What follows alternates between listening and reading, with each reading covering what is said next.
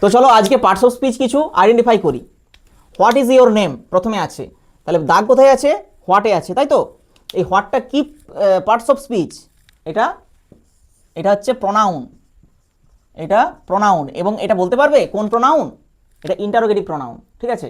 তারপরে আছে কি গিভ মি সাম মিল্ক, আমাকে একটু দুধ দাও।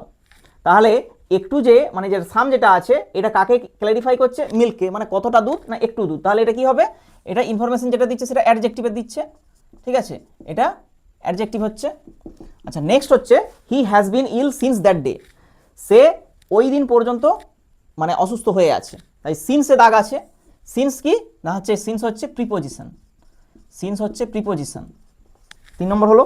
এবারে 4 নম্বর হি কেম টু মি দেন, দাগ দেওয়া আছে দেনে। এই দেনটা হচ্ছে কি না এই দেনটা হচ্ছে অ্যাডভার্ব, এই দেনটা অ্যাডভার্ব এবং এটা অ্যাডভার্ব অফ টাইম, ঠিক আছে, বুঝতে পারলে?